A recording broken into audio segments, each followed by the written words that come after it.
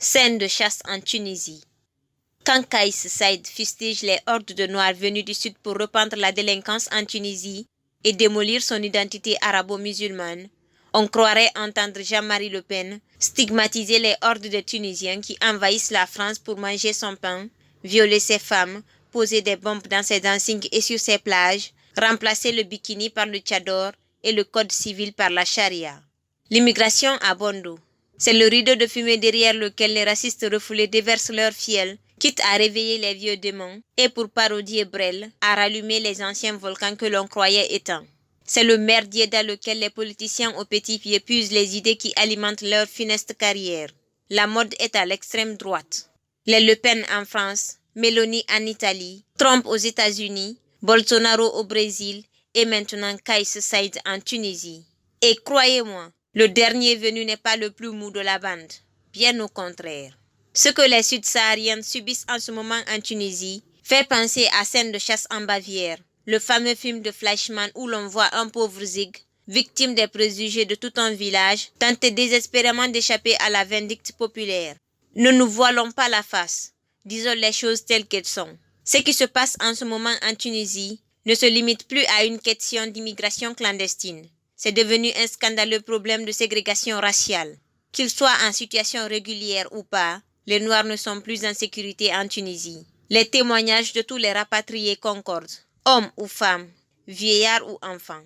Personne n'échappe aux exactions en cours. Les traitements qu'ils ont subis relèvent d'un autre âge. Injures à caractère sciemment raciste, arrestations arbitraires, expulsion de leur domicile, jets de pierre, crachats au visage. Le délit des faciès est devenu la norme. On vous traite selon votre couleur de peau. Certains se sont vus refuser l'accès au transport public, parfois même aux épiceries et aux restaurants.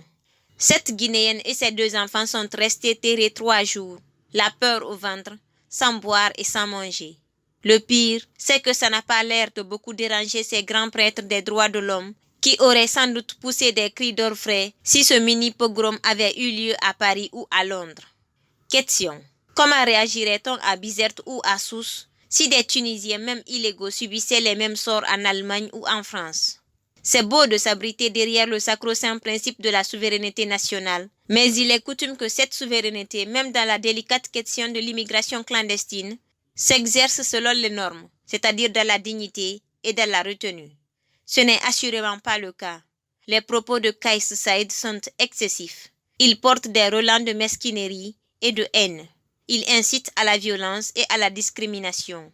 Ce ne sont pas les propos d'un homme d'État, ce sont ceux d'un politicard en campagne. L'immigration clandestine est un phénomène mondial. La Tunisie n'est pas la seule à la subir ni à la nourrir d'ailleurs.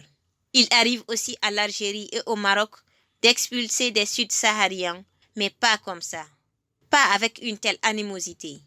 On n'imagine pas le roi du Maroc ou le président de l'Algérie tomber aussi bas. Simple question de compétence ou peut-être de dignité. Il y a peu, je donnais dans ces mêmes colonnes une chronique intitulée « Sublime Tunisie », dans laquelle j'exprimais mon estime et mon admiration pour ce petit poucet du Maghreb.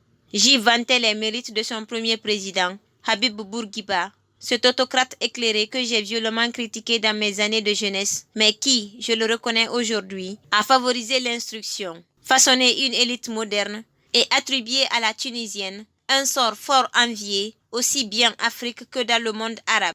J'y faisais l'éloge de la révolution du 17 décembre 2010, le point de départ du fameux printemps arabe.